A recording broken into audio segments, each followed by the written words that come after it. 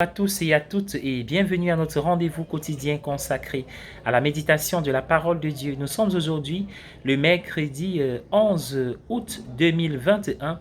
Vous faites bien de vous connecter, c'est le temps consacré à la halte spirituelle pour la journée.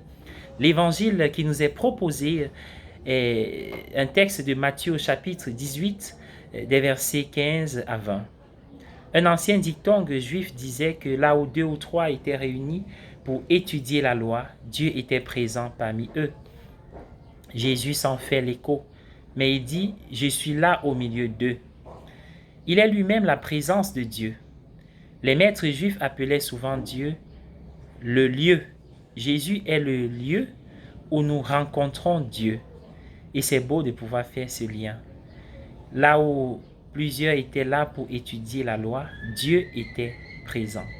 Et Jésus dit, il est présent. Jésus est le lieu où nous rencontrons Dieu. Il est Dieu avec nous. Matthieu chapitre 1er, verset 23 et chapitre 28, verset 20.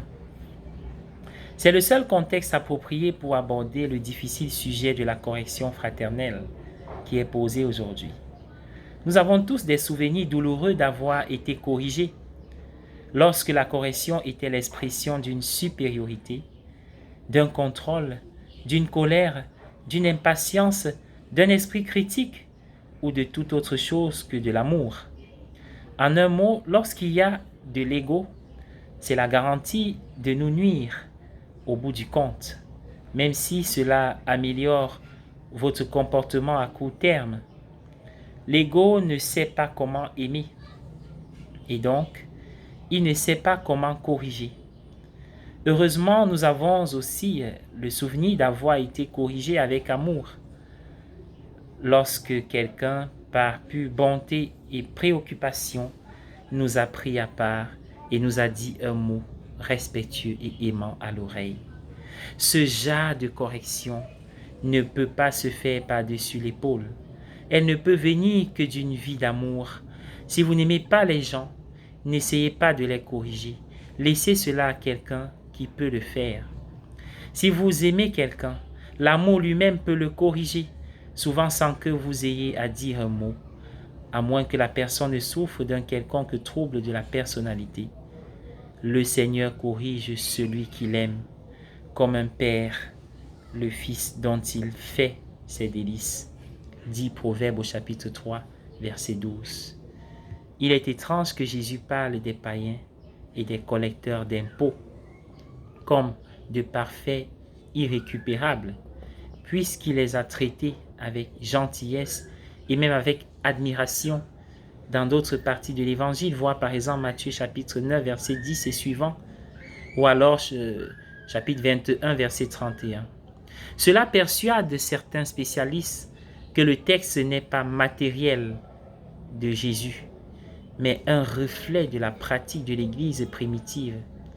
Pour Jésus, il n'y a pas de limite au pardon. Nous devons pardonner à notre frère 70 fois 7 fois. Matthieu 18, verset 22. Dans ses membres, l'Église est un reflet imparfait du Christ. Néanmoins, il est présent partout où 2 ou 3 sont réunis en son nom, c'est-à-dire dans l'Église aussi, qu'elle soit l'Église paroissiale, l'Église domestique que nous formons avec nos proches, ou alors le sanctuaire de notre cœur, comme disait Saint Augustin. Dieu veut y être présent. Bonne journée à tous et à chacun, et ensemble prions Marie. Prions-la alors que nous sommes dans la neuvaine à l'Assomption de la Vierge Marie. Je vous salue Marie, comblée de grâce, le Seigneur est avec vous. Vous êtes bénie entre toutes les femmes, et Jésus, le fruit de vos entrailles, est béni. Sainte Marie, Mère de Dieu, priez pour nous, pauvres pécheurs, maintenant et à l'heure de la mort. Amen. Alléluia. Je bénis le Seigneur qui m'a inspiré cet Ave Maria.